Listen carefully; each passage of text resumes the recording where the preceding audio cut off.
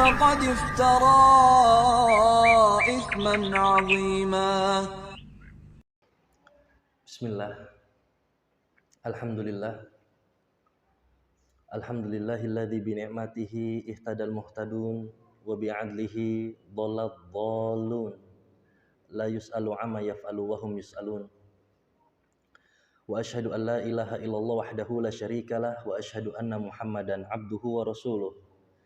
Allahumma shalli wa sallim wa barik wa zid wa an'im ala 'abdika wa rasulika Muhammad sallallahu alaihi wasallam wa ala alihi wa azwajihi wa ashabihi wa man sara ala nahjihi ila yaumin la raiba fihi thumma amma ba'd. Ikhwani fid din wa akhwati fid din, a'azzakumullah. Assalamualaikum warahmatullahi wabarakatuh.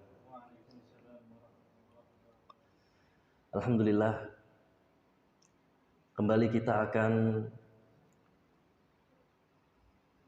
bersama-sama mempelajari beberapa ayat-ayat Allah dan juga hadis Nabi Shallallahu Alaihi Wasallam. Yang mana pada kesempatan kali ini kita akan membahas tentang khamsah manhiyat, 5 perkara yang terlarang melalui lisan Nabi Shallallahu Alaihi Wasallam yang terhimpun dalam salah satu hadisnya yang ada di dalam kitab Sahih Muslim. Khamsah manhiyat, 5 perkara yang terlarang tersebut terhimpun dalam hadis Abi Hurairah radhiyallahu taala anhu. Qala Rasulullah sallallahu alaihi wasallam, di mana Nabi sallallahu alaihi wasallam beliau bersabda, la tahasadu. Larangan pertama adalah janganlah kalian saling hasad. Wala tanajashu. Jangan pula kalian saling bernajas. Wala tabaghadu. Dan jangan pula kalian saling benci. Wala tadabaru. Serta jangan kalian saling tadabur, membelakangi. Wala yabi' ba'dukum ala bai'i ba'din. Dan juga jangan kalian saling menjual di atas dagangan atau jualan saudaranya. Wa kunu ibadallahi ikhwana. Diperintahkan melalui lisan nabinya, jadilah kalian saudara-saudara atau hamba Allah yang saling bersaudara. Al-muslimu akhul muslim. Seorang muslim adalah saudara bagi muslim yang lainnya. Lalu Nabi menjelaskan bagaimana bentuk saudara itu. Beliau mengatakan la yadlimuhu. Saudara itu tidak saling menzalimi. Wala yakhdhuluhu.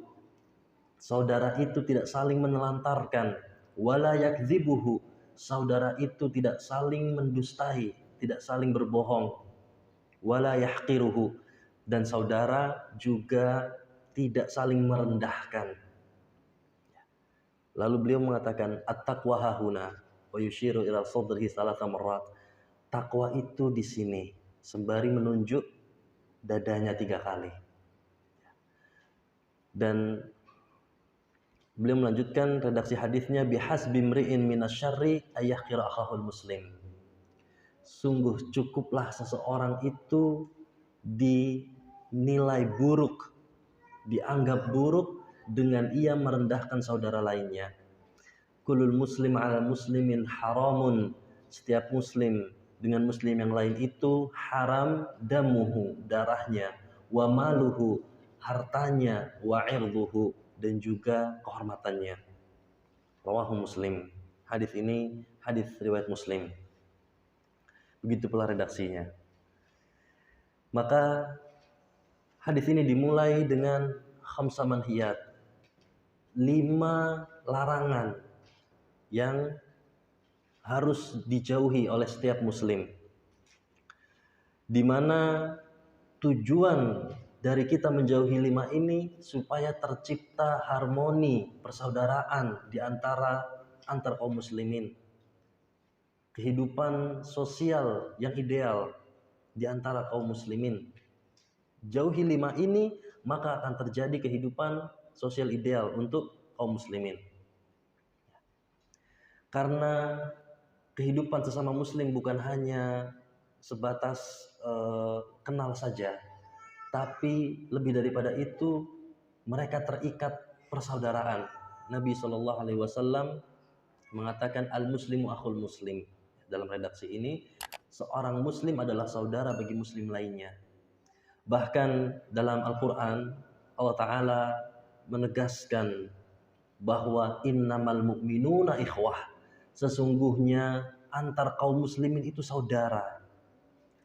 Jadi pertalian saudaranya bukan hanya darah, akan tetapi iman, keislaman seorang hamba yang mengikatnya, yang menjadikannya saudara. Bahkan Nabi SAW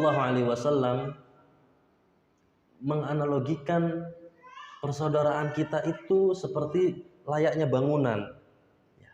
Al-muslimu lil muslim kal bunyan. Sesungguhnya seorang muslim dengan muslim lainnya itu seperti bunyan, satu bangunan yashuddu ba'dhuhum ba'dha, yang saling menguatkan. Bahkan dalam riwayat lain dikatakan mathalul mu'min fi tawadu'ihim wa tarahumhim wa ta'atufihim mithlul jasad. Seorang muslim itu atau mukmin dengan mukmin lainnya dalam kaitannya saling mengasihi, saling mencintai, itu bagaikan satu tubuh, seperti satu jasad.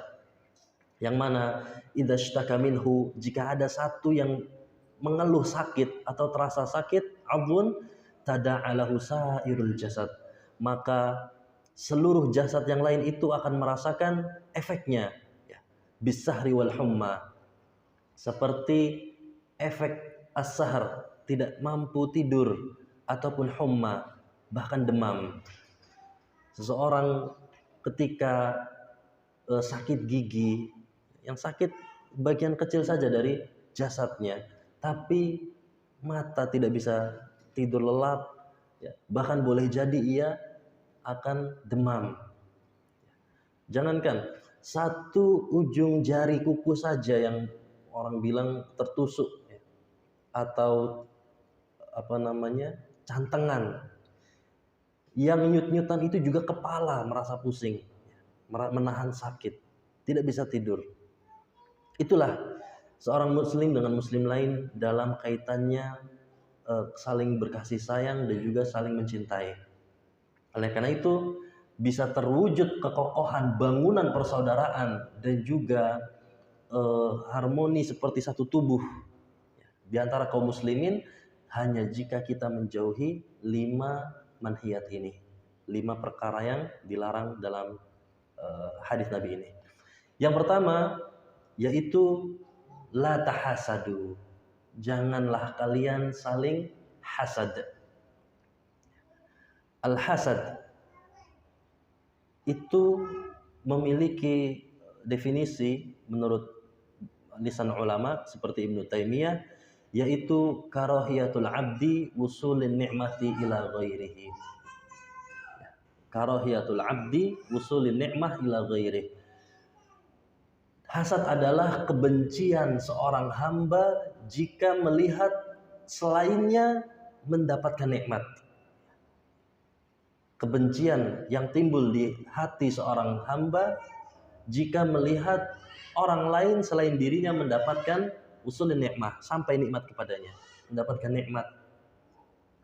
Apapun itu bentuk nikmatnya, entah kenikmatan duniawi atau kenikmatan ukhrawi, kenikmatan agama. Maka juga dikatakan entah itu dengan harapan ingin nikmat itu hilang dari orang yang mendapatkannya atau tidak dengan perasaan tersebut. Ketika hatinya tidak suka orang lain dapat nikmat, entah ingin nikmatnya hilang dari orang lain itu atau tidak, itulah hasad. Nah, ini satu perkara penting supaya timbul kecintaan dan kasih sayang di antara kaum muslimin. Kesatuan adalah dengan membersihkan hati kita dari hasad. Seseorang yang telah berpikir dalam bagaimana cara supaya kaum muslimin bersatu. Bahkan ia punya langkah-langkahnya, ia tahu metodenya, tapi hatinya rentan hasad, maka mustahil akan terjalin ukhuwah yang kuat. Sebaliknya, jika hatinya itu justru berbahagia ketika orang lain dapat nikmat, maka akan mudah tercipta ukhuwah Islamiyah yang kuat, persatuan dan kekokohan persaudaraan di antara kaum muslimin. Makanya Nabi Shallallahu Alaihi Wasallam letakkan di antara 5 perkara yang dilarang. Ini yang pertama adalah jangan hasad. Nah,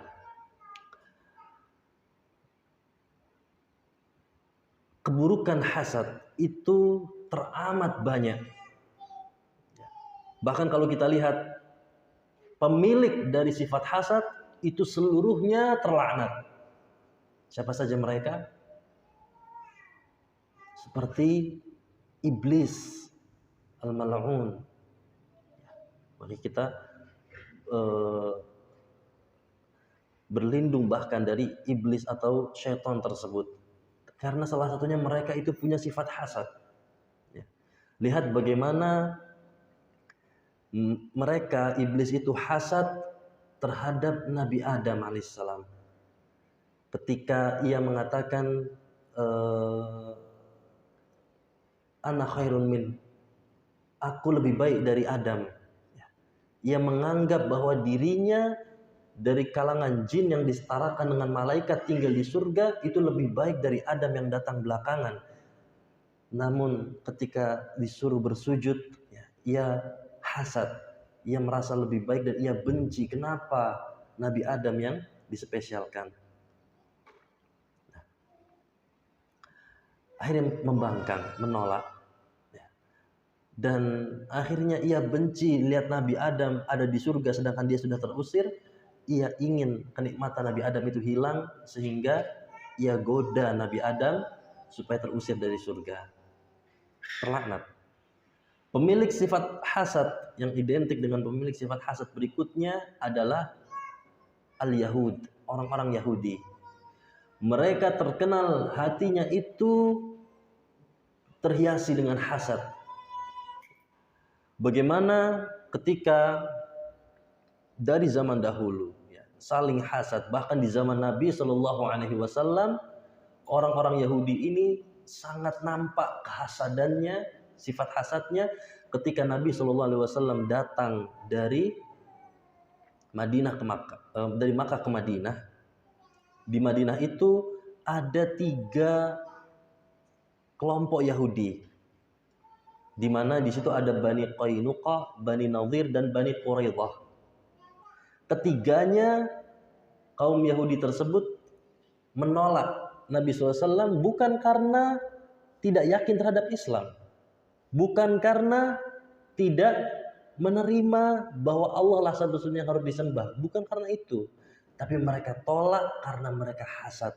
Mereka tidak suka nikmat nubuwah kenabian itu justru turun di silsilah keturunan garis keturunan Nabi Ismail.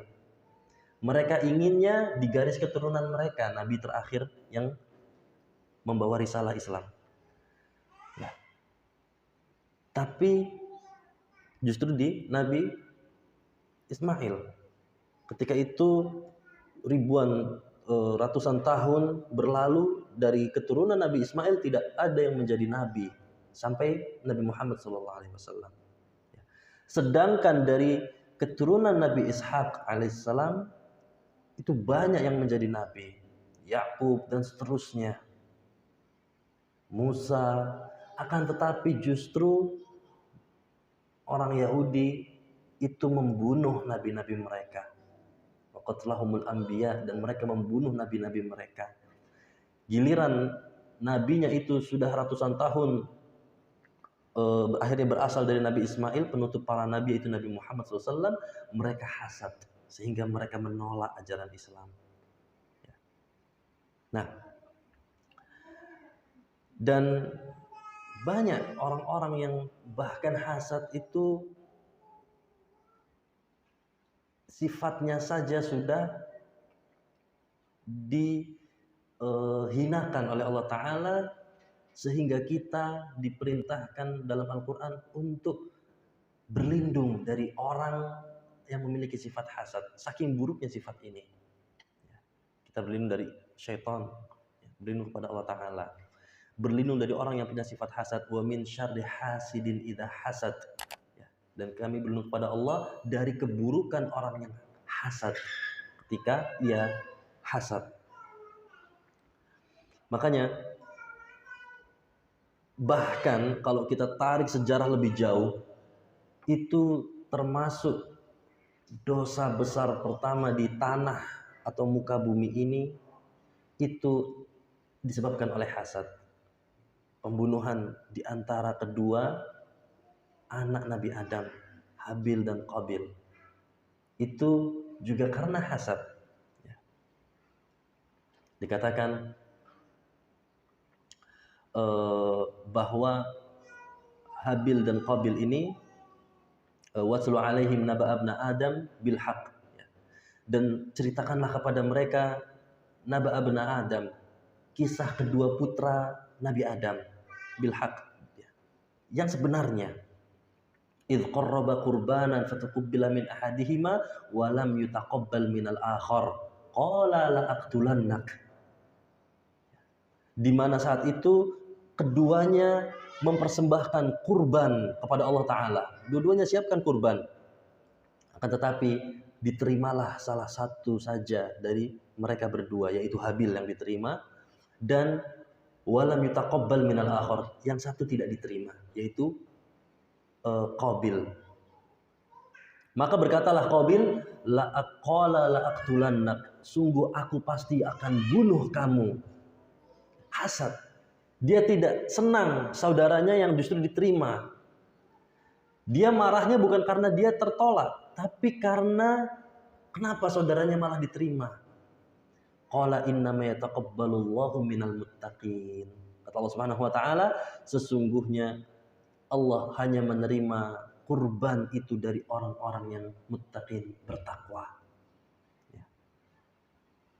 Nah, jadi banyak bahkan kisah-kisah orang munafik di zaman Nabi SAW, mereka menjadi munafik itu karena hasad.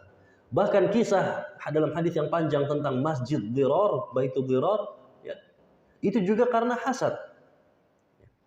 Betapa banyak keburukan yang terhasilkan oleh hasad ini, bahkan sampai menghilangkan keimanan seorang hamba.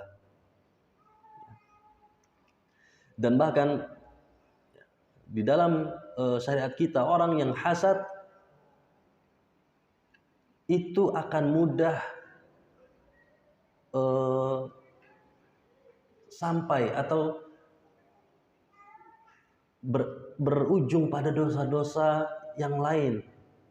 Jadi hasad ini menjadi pintu untuk kemaksiatan-kemaksiatan lain. Lihat tadi Habil dan Qabil, karena hasad timbullah keburukan, pintu pembunuhan. Ya. Bahkan karena hasad iblis terusir dari surga, pembangkangan kepada Allah Ta'ala.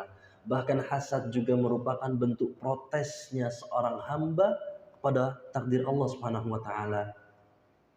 Oleh karena itu, betapa buruknya hasad. Bahkan hasad itu adalah adu sa'adah, musuh bagi kebahagiaan seorang hamba. Orang yang hasad itu sulit untuk berbahagia, senikmat apapun hidup yang sedang dijalaninya. Nah, itu di dunia, apalagi nanti di hari kiamat akan dihisab hatinya tersebut. Dan berbicara tentang hasad, ada beberapa nau' atau beberapa jenis orang yang mengalami hasad tersebut.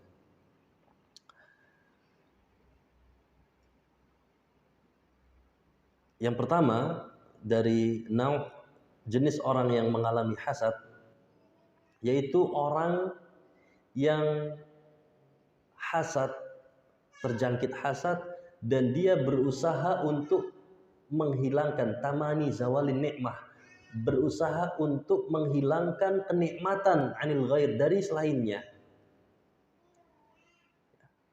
Nah, jadi dia akan, selain dia benci, dalam hatinya panas orang lain dapat kebahagiaan, ia juga berusaha berpikir gimana caranya berharap orang itu tidak lagi mempunyai nikmat yang menjadi sebab hasadnya. Nah, orang yang seperti ini terbagi menjadi dua kondisi. Halul awal, kondisi yang pertama, orang yang berusaha menghilangkan nikmat orang lain tanpa menginginkan nikmat tersebut pindah kepadanya. Contoh, orang lain mendapat nikmat, punya misalnya mobil baru. Ia berharap mobil nikmat tersebut yang menjadi sebab dia hasad itu berpindah kepadanya, berpindah ke pemilikan. Dia juga berharap punya. Ini kondisi pertama dari orang yang berusaha menghilangkan nikmat dari orang yang sedang mendapat nikmat. Sedangkan kondisi kedua, yaitu orang yang ingin orang lain hilang nikmatnya meskipun tidak berpindah kepadanya. Meskipun tidak berpindah kepadanya. Biarlah orang lain itu mobilnya hilang meskipun saya tidak punya mobil. Ya. Nah, di antara kedua ini, kata para ulama, wal awal, yang pertama itu akhbat, itu lebih hina, lebih buruk, lebih jahat.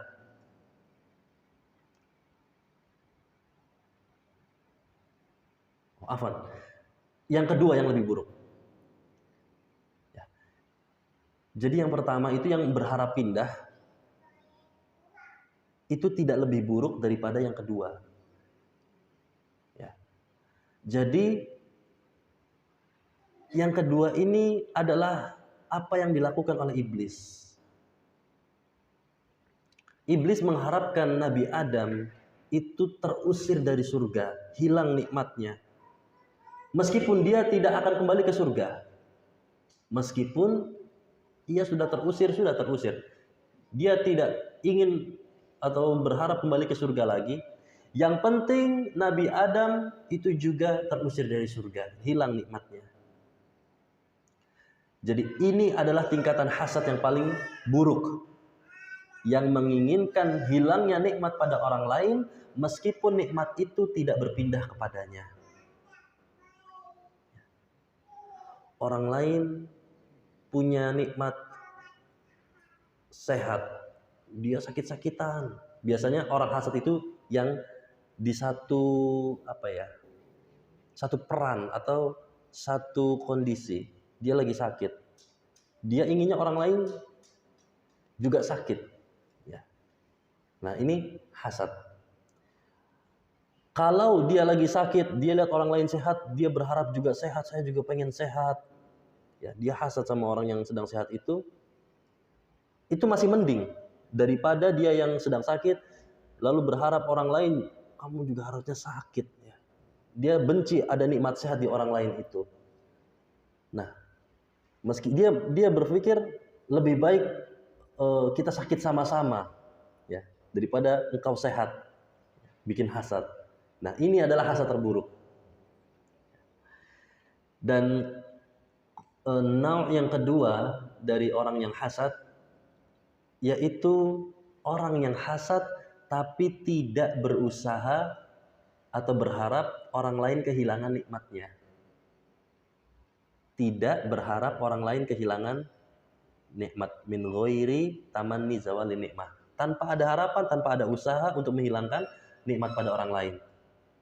Yang seperti ini ada dua hukum.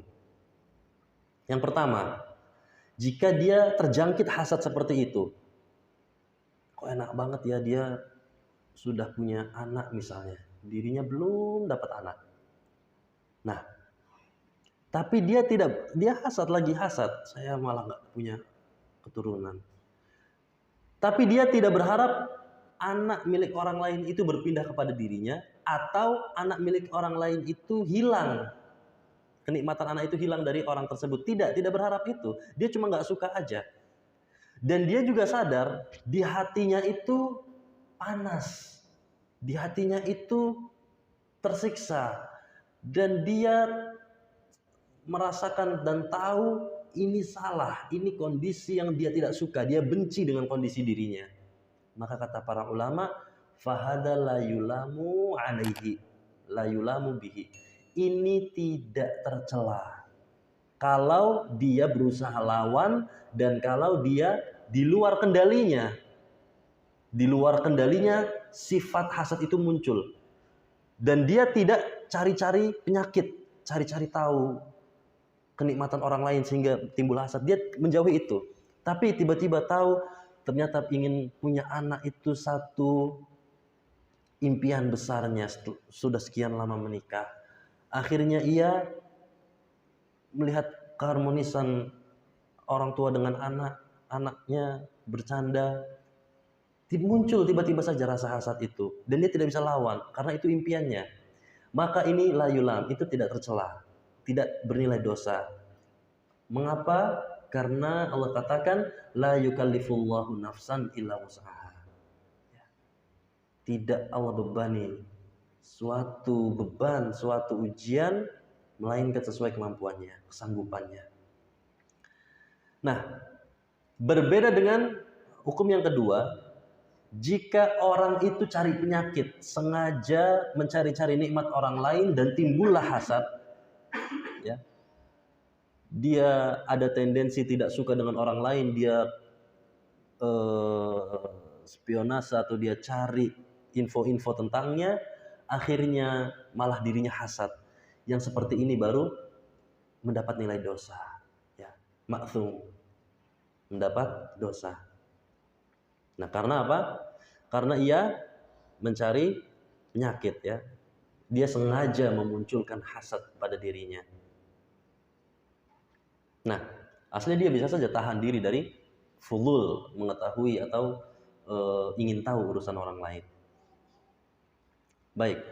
Sedangkan nauk yang ketiga dari orang yang hasad, yaitu orang yang berusaha mencapai derajat orang yang dihasadi. Ya. Orang yang berusaha supaya seperti sama seperti orang yang dihasadi. Ya, dia lihat orang kaya, saya ingin kaya. Dia lihat orang berilmu, saya ingin punya ilmu. Dia lihat orang ahli ibadah, saya ingin ibadah. Nah, di sini ada dua kondisi. Yang pertama, jika ingin samanya pada perkara duniawi. Sedangkan yang kedua, jika ingin samanya hasadnya pada perkara agama, dini. Ya. Maka kondisi pertama, yang hasadnya karena perkara dunia, ia tercela. Yulamu alaih, dia tercela. Dia tercela. Sedangkan yang kedua, yang ingin samanya pada perkara din, agama, akhirat, maka ini justru terpuji. Dan ini yang sering kita kenal dengan dalam istilah syar'inya ghibthah,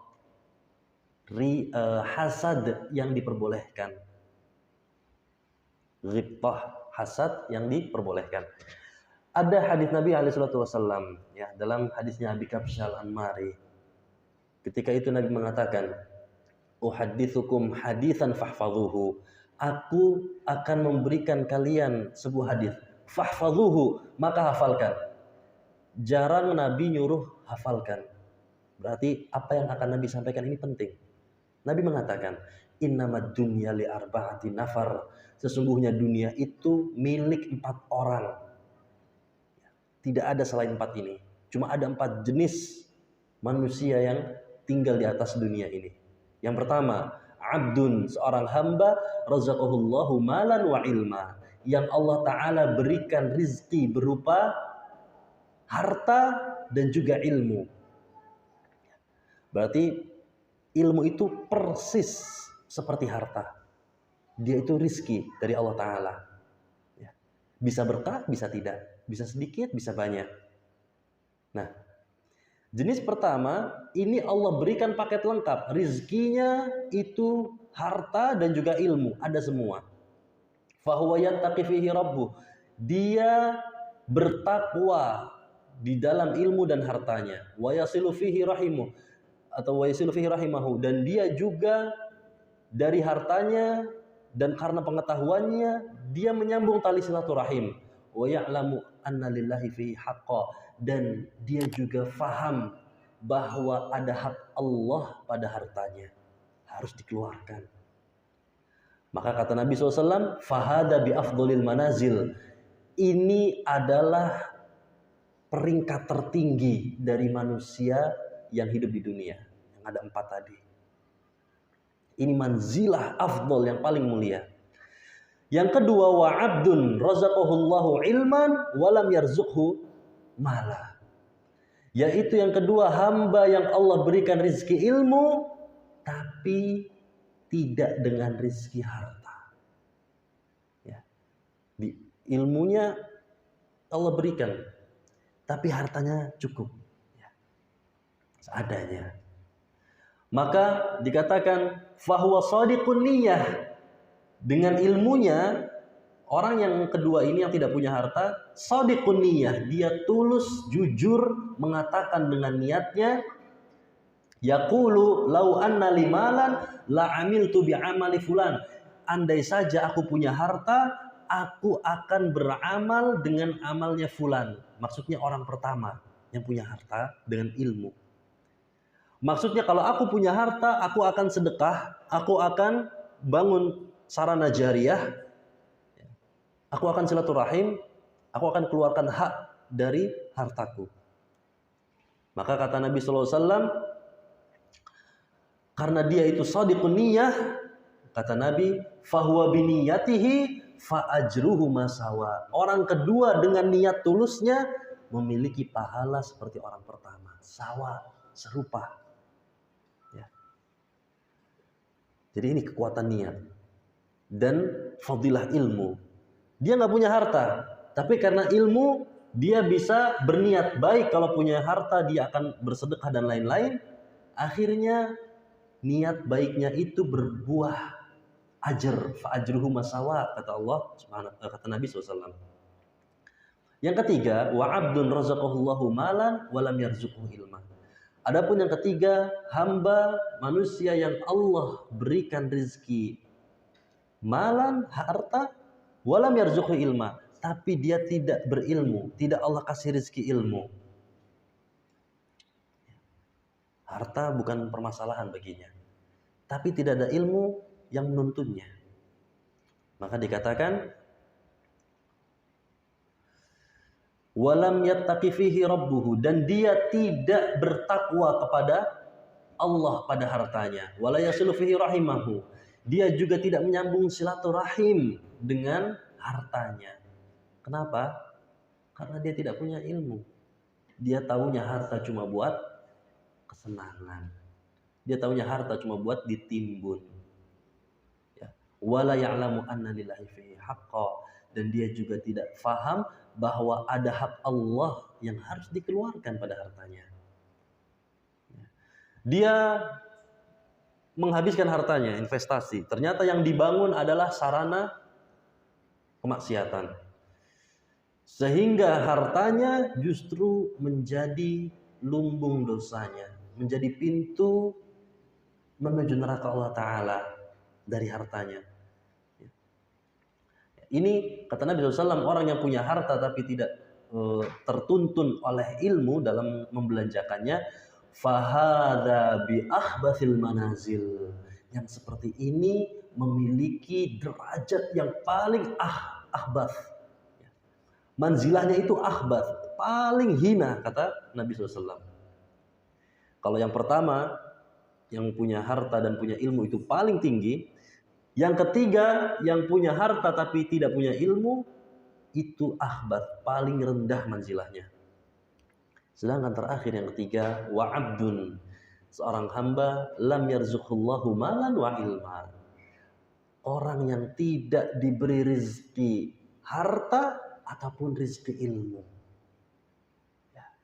Dia tidak berkecukupan dalam harta, dia juga tidak memiliki ilmu. Berarti sudah miskin, dia juga tidak mau menuntut ilmu, jahil. Nah, orang ketiga ini mengatakan, fahuwa yaqul, orang keempat yang tidak punya harta dan ilmu bilang, lau anna limalan la amiltu fihi bi amali fulan. Jika saja aku punya harta, maka aku akan beramal sebagaimana amal fulan, orang ketiga. Kalau aku punya harta, aku juga ingin senang-senang. Aku ingin plesir ke sana, jalan-jalan ke sini. Aku ingin beli ini, aku ingin beli itu. Sebagaimana orang ketiga berfoya-foya menghabiskan uang. Kalau aku punya harta, aku akan membelanjakan, menghabiskannya di sini. Aku akan invest di situ. Padahal itu tanpa ilmu, ya, sehingga terjerumus pada keharaman. Maka kata Nabi SAW menutup hadisnya, fahuwa biniyatihi fawizruhu masawa. Orang keempat dengan niat buruknya, karena tidak punya ilmu, mendapatkan wizr, nilai dosa, mendapatkan dosa yang sama dengan orang ketiga. Baik, hadza hadits sahih rawahu Tirmidzi wa Ahmad. Ini penting sekali. Bagaimana seseorang itu punya angan-angan, andai-andai ingin seperti orang yang punya harta, yang dapat nikmat, ya. Tapi kalau nggak punya ilmu, keinginannya itu bisa menjadikannya berpahala. Maaf, kalau tidak punya ilmu, dia akan terjerumus oleh keinginannya, bisa menjadikannya berdosa. Padahal dia tidak melakukan, dia tidak senang-senang foya-foya dengan hartanya, tapi sebelum kaya saja dia sudah niat macam-macam, niat buruk. Itu biniyatihi, kata Nabi, dengan niatnya fawizruhu masawa, dosanya sama. Ya. Tentu ini nilai dosa saja, tidak sampai masuk kepada konsekuensi. Ya. Contoh, dia berharap kalau saya punya harta, saya akan misalnya berzina misalnya. Padahal dosa zina itu hadnya, hukumannya adalah dicambuk atau dirajam. Nah, kalau orang yang baru niat, ya, bisa jadi dia mendapat nilai dosanya, tapi tidak mendapatkan konsekuensi hukumannya. Berbeda dengan orang yang sudah melakukan. Begitu pula tadi, orang yang berniat baik karena memiliki ilmu. Kalau saya punya harta, saya ingin bangun masjid misalnya. Dia mendapatkan pahala itu karena niat dan ilmunya. Tapi berbeda dengan orang pertama yang memang sudah bangun masjid karena ilmunya dan punya harta. Orang pertama yang bangun masjid fisik betulan, itu bisa dilipat gandakan oleh Allah Ta'ala dan bisa menjadi jariah. Tapi orang kedua yang karena ilmunya menuntun dia memiliki keinginan yang baik, ghibthah tadi, ya, hasad yang diperbolehkan. Kalau saya punya harta, saya juga ingin bangun masjid. Ya. Maka dia dapat pahala itu, tapi tidak mendapatkan pahala jariahnya, tidak mendapatkan perlipat gandaan mudha'afatul a'mal, perlipat gandaan pahala amal, sebagaimana orang pertama yang sudah melakukan bisa mendapatkan. Ya. Baik, hebati fillah. Di sini ini tadi jenis orang yang ketiga, yaitu orang yang ingin sama seperti yang dihasadi. Kalau ingin samanya dalam perkara dunia, itu bisa jadi tercela. Ya. Tapi kalau ingin samanya dalam perkara akhirat, agama, itu diperbolehkan. Hasad yang diperbolehkan. Nabi SAW mengatakan, la hasad illa fisnain. Tidak boleh hasad kecuali pada dua perkara. Yang pertama, rajulun atahullahu malan fasullitu ala halakatihi fil haq. Yang pertama, kondisi orang yang Allah berikan harta dan dia habiskan pada kebenaran. Boleh hasad sama orang itu. Dan yang kedua, wa rajulun atahullahul hikmah fahuwa yaqdi biha wa yu'allimuha. Dan kondisi kedua yang diperbolehkan hasad, yaitu kepada orang yang Allah berikan hikmah atau Allah berikan ilmu, dan dia mengamalkan atau yakzi, berhukum dengannya, dan juga wa yu'allimuha, dan juga mengajarkannya. Itu boleh. Selain daripada dua itu, la hasada illa fisnain, tidak boleh hasad. Dan hasad pada dua hal tadi disebut sebagai ghibthah. Atau diumumkan oleh para ulama juga kepada al-khair fil ibadah. Kebaikan-kebaikan ibadah lain, kita ingin bisa seperti orang lain yang sedang melaksanakan ketaatan kepada Allah, ini juga diperbolehkan, termasuk dalam ghibthah. Nah, dan yang terakhir dari kondisi orang yang hasad, yaitu orang yang berusaha memerangi hasad dari hatinya. Orang yang melawan ketika hasad itu mulai timbul pada hatinya.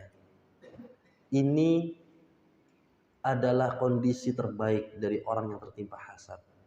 Dia berusaha lawan. Nah, dengan apa caranya? Dengan beberapa perkara, seperti dengan saling memberi hadiah. Nabi SAW mengatakan, tahadu tahabu. Beri hadiahlah, maka engkau akan saling mencintai. Tidaklah orang hasad kecuali saat itu bibit kebencian sedang tumbuh. Segera putus, berantas hama bibit kebencian itu. Dengan apa? Benih kecintaan. Bagaimana cinta itu tumbuh? Saling memberi hadiah. Kalau kita sudah mulai hasad sama orang lain, segera kirimkan hadiah kepadanya. Ya. Hadiah tidak mesti mahal, tidak mesti mewah. Ya. Sekarang hadiah mudah sekali, cukup pesan makanan, tolong kirim ke rumah fulan ya. Cukup belikan bingkisan kecil, lalu mampir ke rumahnya, berikan. Itu cara untuk menanggulangi hasad. Serta berdoa yang jelas kepada Allah Subhanahu wa taala, ya, atau mendoakan orang yang dihasadi. Baik.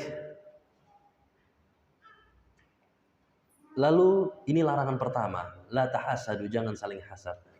Dari khamsu manhiyat.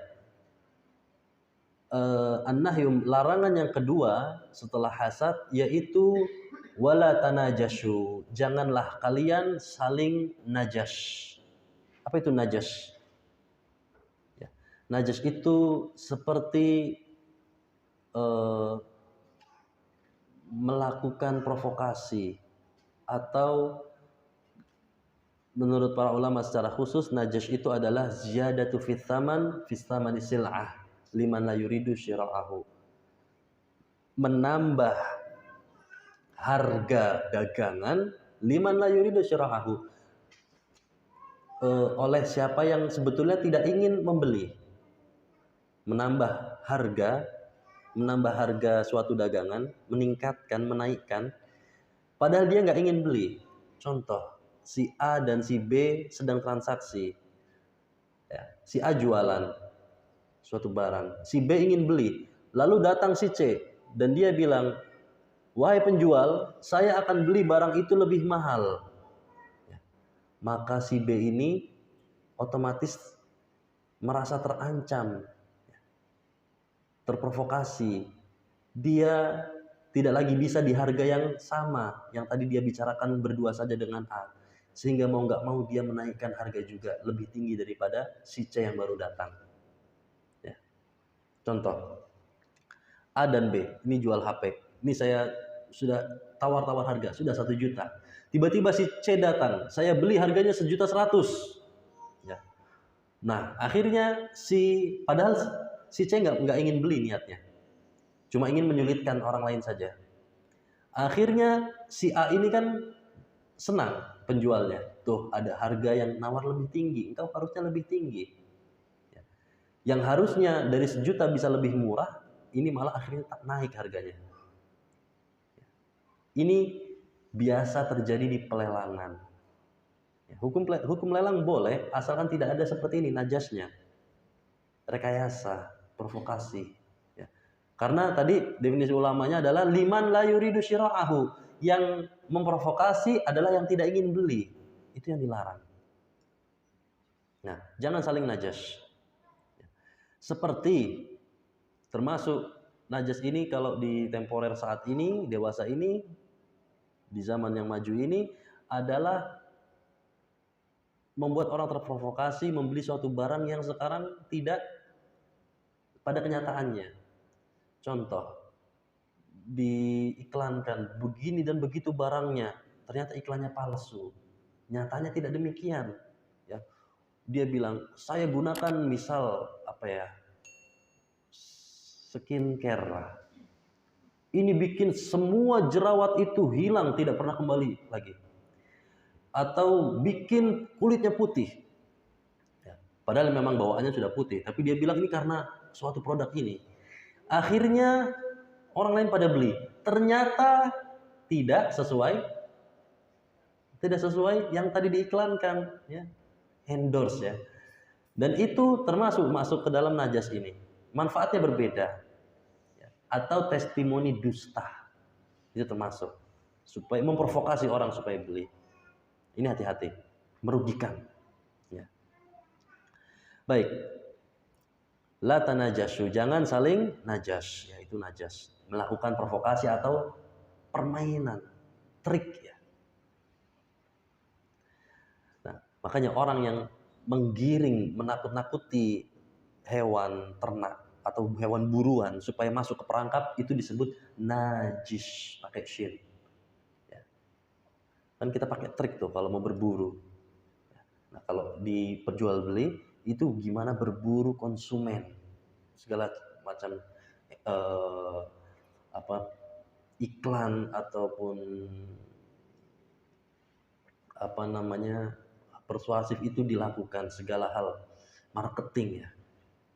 Nah, tapi jangan demikian, itu merugikan. Kecuali memang manfaatnya sama, dan itu hukumnya haram, ya, karena akan memperangkap saudara sama muslim. Taib, dari khamsah manhiyat sudah 2. Sekarang yang ketiga, yaitu wala tabaghadhu, dan jangan kalian tabaghud, saling benci. Wala tabaghadhu, dan jangan kalian saling membenci. Dan tabaghud ini kalau kita lihat itu paling banyak kasusnya terjadi karena larangan pertama, yaitu hasad. Kebencian itu paling banyak terjadi karena hasad, sumber dari banyak pintu kemaksiatan lain, ya. Dari hasad orang bisa jadi saling benci, akhirnya saling ghibah, akhirnya adu domba, akhirnya ini itu mengkhianati dan yang lainnya, ya. Semuanya itu dari hasad satu tadi. Nah, padahal Allah katakan innamal mu'minuna ikhwah, ya. Dan kebencian, permusuhan itu salah satu visi misi syaitan. Mereka memiliki visi misi, salah satunya supaya saling bertanazu', ya, adawah, udwan di antara kaum muslimin atau di antara manusia, saling bermusuhan, saling berpecah belah. Allah Subhanahu wa taala mengatakan, "Innama yuridu syaitan ayyuqa bainakumul adawata wal baghdha fil khamri wal maisir." Sesungguhnya syaitan itu berniat dan memiliki keinginan kuat untuk menimbulkan al-adawah wal baghdha, permusuhan dan kebencian di antara kalian. Jadi kalau kita seseorang di antara saudaranya sama muslim saling bertengkar, saling benci, mereka sedang mensukseskan visi misi syaitan. Bahkan dikatakan oleh Nabi SAW, inna syaitan, dalam hadis, sesungguhnya syaitan itu qad ay'asa ayya'budahul musalluna fi jaziratil Arab. Syaitan itu sudah putus asa, pesimis mereka untuk menjadikan al-musalluna fi jaziratil Arab, menjadikan orang-orang di jazirah Arab itu sujud salat kepada mereka. Mereka udah pesimis. Mereka bilang udah nggak bisa orang-orang jazirah Arab ini sujud lagi nyembah setan. Akan tetapi walakin fit tahrishi bainahum, akan tetapi syaitan itu masuk melalui mengadu domba di antara mereka. Tahrish, ya, menimbulkan permusuhan. Kalau nyuruh sujud lagi ke berhala atau ke patung atau ke setan, itu mereka sudah putus asa. Tapi yang celah yang mudah untuk dimasuki dan manusia itu mudah tersulut, yaitu permusuhan. Makanya kata Nabi, wala tabaghadu, dan jangan saling membenci. Ya. Ahlul ilm rahimun baina ahlim. Apalagi orang yang sudah punya ilmu, itu harusnya berkasih sayang di antara mereka. Ya.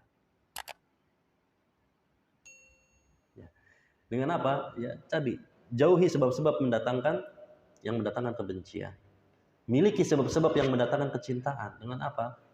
Husnul khuluq, mudah memaafkan, ya, saling memberi hadiah. Ini, saling mendoakan. Ya, dan yang terutama saling bertakwa dan beramal ma'ruf nahi munkar. Berikutnya yang keempat dari khamsu manhiyat yaitu wala tadabaru, dan jangan saling tadabur.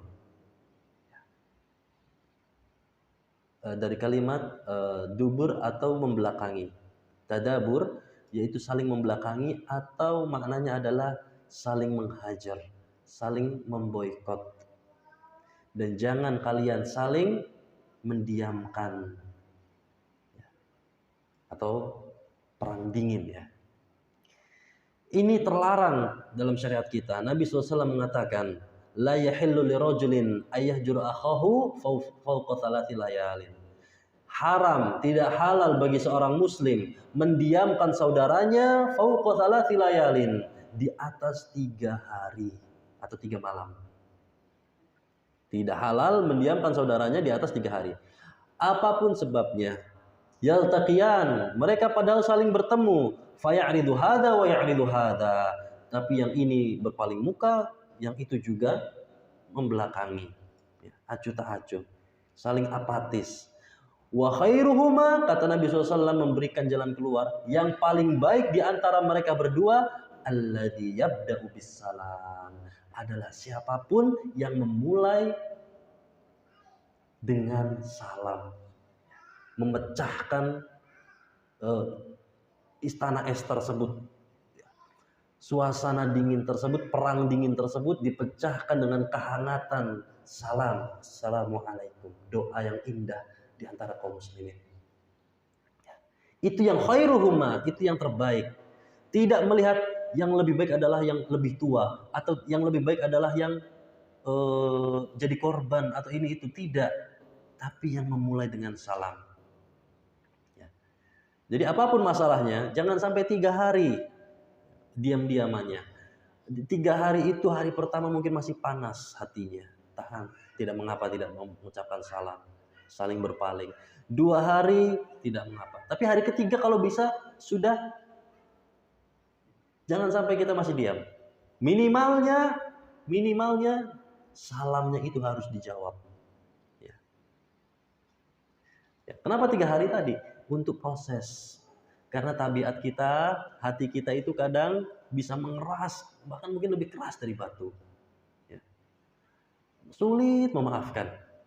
Langsung memaafkan sulit. Tapi kalau ada waktu, bisa. Tapi ingat, cuma 3 hari kompensasi waktu yang Nabi berikan. Nah, jadi jangan sampai kalah dengan hawa nafsu, egoisme diri sendiri. Baik. Dan bahkan kata Nabi SAW, melihat realita manusia ini kadang bisa lebih dari 3 hari, ya, bahkan bertahun-tahun, bisa lebih dari setahun dan seterusnya, berbulan-bulan, bertahun-tahun. Maka kata Nabi SAW, man hajara akhahu sanah, barang siapa yang menghajar atau memboikot saudaranya selama sanah, 1 tahun, maka fahuwa kasaf kidamihi, maka ia itu, orang yang memboikotnya itu seperti safkuddam, menumpahkan darah saudaranya. Ya. Jadi itu suatu kekejaman, mendiamkan sampai bertahun-tahun itu kekejaman. Bahkan Nabi setarakan itu dengan menumpahkan darah saudaranya. Kadang perihal yang lebih menyakitkan itu adalah didiamkan. Ya.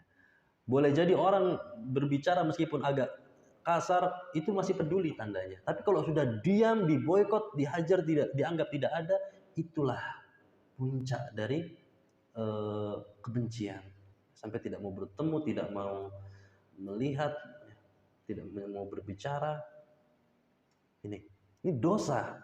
Karena menumpahkan darah seorang muslim tadi haram. Ya, haramun damuhu, haram darahnya. Nah ini.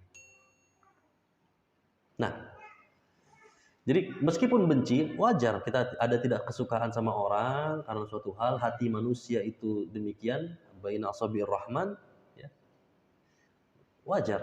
Nabi kepada Wahsy, ya, yang membunuh pamannya Hamzah saja, ketika Wahsy sudah masuk Islam, Nabi menjawab salam, tapi Nabi tidak bisa melihat matanya atau wajahnya, atau tidak ingin berlama-lama dengannya.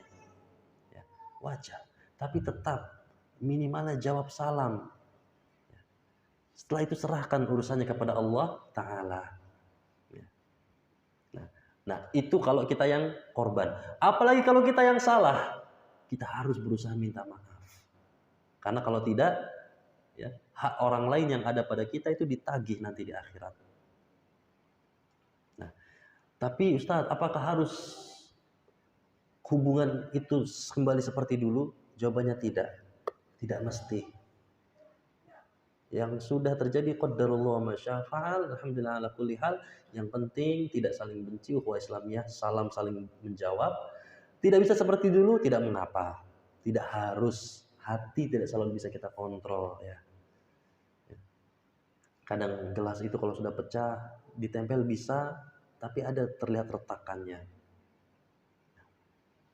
Jadi nggak mesti harmonis seperti dulu. Kalau bisa, masya Allah, ya, itu tingkatan yang kuat berarti. Hatinya hanya fokus pada akhirat. Nah, itu kalau kaum muslimin umum, yang saudara umum kaum muslimin. Tapi kalau kerabat yang sudah masuknya itu rahim, kerabat dekat, kekeluargaan, maka mereka bukan cuma punya hak saudara se-Islam, tapi mereka punya hak silaturahmi, harus disambung. Jadi sebisa mungkin dirajut kembali apa yang sudah kusut. Berbeda.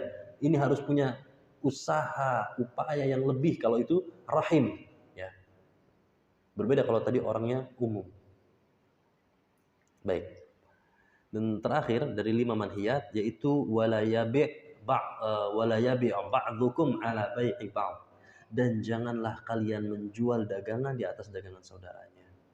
Ya. Ini maksudnya ketika masih di dalam masa khiyar, masa momentum atau muddah, masa masih boleh membatalkan pembelian. Ya. Nah, jadi contoh, A menjual HP ke si B, diberi waktu khiyar, masa memilih atau mengambil keputusan itu 2 hari. Ya. Lalu setelah 2 hari bisa ketemu lagi, ya, apakah B akan lanjut beli HP atau tidak? Tiba-tiba datang C. C ini mendatangi B, wahai B, saya punya HP yang persis sama, harganya lebih murah. Kalau tadi kamu beli di si fulan misal 8 juta, di saya cuma 5 juta. Ya. Maka ini haram. Ya. Ini sepakat itu namanya bai'u ba'dukum ala bai'i ba'd. Menjual di atas jualan saudaranya. Apa ilah sebab diharamkan? Karena merugikan dan menjadi timbulnya kebencian. Padahal di larangan sebelumnya Nabi katakan jangan saling membenci. La tabaghadu. Ya. Ini. Jadi sesuatu yang dapat menimbulkan kebencian dalam syariat kita itu dilarang. Ya. Nah, Nabi katakan dalam hadits lain, wala yasumir rajul ala saumi akhihi. Wala yasumir rajul, tidak boleh seseorang itu menawar di atas tawaran saudaranya. Ya. Ini. Sama seperti seseorang tidak boleh melamar wanita ketika saudaranya sudah melamar duluan. Ya. Nabi katakan dalam hadis yang lain, wala yakhtubu ala khitbati akhihi. Dan janganlah seseorang itu melamar di atas lamaran saudaranya. Ya. Kalau sudah melamar, belum ditolak, masih masa nunggu jawaban. Tiba-tiba datang laki-laki lain, padahal laki-laki lain itu tahu baru ada laki-laki datang ke rumahnya dan belum jelas apakah ditolak atau tidak, maka itu haram. Ya. Bahkan sebagian ulama berpendapat karena haram dan dapat menimbulkan kebencian, kalau walaupun sudah nikah, selama belum dipergauli, itu pernikahannya harus dipisahkan. Tidak boleh berlanjut, dibatalkan. Ya. Nah, tapi kalau sudah dipergauli, maka madharat yang lebih besar kalau dipisahkan sehingga tetap lanjut. Nah, ini. Tapi intinya, kalau wanita juga harus jelas. Tidak boleh, kalau iya, kalau tidak, tidak. Kalau sedang dilamar laki-laki. Takutnya nanti masuk ke dalam hal ini. Melamar di atas lamaran saudaranya. Tidak ada jawaban itu, tandanya ya ditolak. Ya nggak bisa, harus. Malah bisa jadi kalau diamnya wanita itu bisa jadi iyanya. Hati-hati, nanti dikira malah sudah beli mahar, kasihan laki-lakinya. Ternyata ditolak. Nah, baik. Jadi ini 5 hal yang bisa menjadikan seseorang saling benci kalau dilakukan. Makanya Nabi larang. Yang pertama, la tahasadu, jangan saling hasad. Lalu berikutnya, wala tanajashu, jangan saling najas. Memprovokasi, curang, wala tabaghadu, jangan saling benci, wala tadabaru, jangan saling mendiamkan, saling cuek, wala yabih ba'dukum ala bai'i ba'dhin, dan jangan menjual di atas jualan saudaranya. Wa kunu ibadallahi ikhwana, dan jadilah di antara kalian itu meskipun bukan saudara, tapi ketika Anda muslim, Anda adalah saudara. Jadilah hamba Allah yang seluruhnya bersaudara. La yadlimuhu, saudara itu tidak saling menzalimi, wala yakhdhuluhu, saudara itu tidak menelantarkan, harus peduli, wala yakdzibuhu, tidak mendustai satu sama lain, wala yahqiruhu, dan tidak saling merendahkan. At-taqwa hahuna, takwa itu di hati, maksudnya adalah kita itu harus tidak boleh merendahkan saudara kita. Karena bisa jadi inna akramakum indallahi atqakum. Yang paling mulia di sisi Allah itu adalah yang paling takwa. Jadi nggak boleh kita merendahkan karena rupa, wajah, status sosial, ekonomi, dan lain-lain. Makanya Nabi tunjuk dadanya. Maka jangan sampai merendahkan orang lain.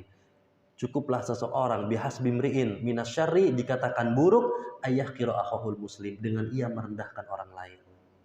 Jadi jangan mudah berkomentar merendahkan orang lain ketika melihat ini, melihat itu, tampilannya, status sosialnya atau ilmunya, jangan, tapi takwanya.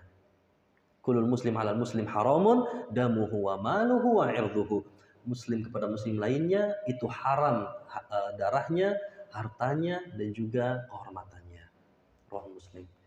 Ini adalah hadis yang bisa menjadi pedoman kita untuk bisa memiliki persaudaraan yang ideal di antara kaum muslimin, menciptakan ukhuwah Islamiyah yang utuh di zaman ini berdasarkan hadis Nabi SAW ini. Hadza wallahu ta'ala a'la wa a'lam bis-shawab. Nasallallahu ta'ala ayaj'alana min ibadihi al-mukhlisin al-mukhlasin wa yaj'alana min ibadihi al-ulama wa yaj'alana min ibadihi al-muttaqin. Hadza wallahu ta'ala a'la wa a'lam bis-shawab. Wa sallallahu ala nabiyina Muhammad wa sallam wa akhiru da'wana alhamdulillahi rabbil alamin. Assalamualaikum warahmatullahi wabarakatuh. ومن يشرك بالله فقد افترى إثما عظيما.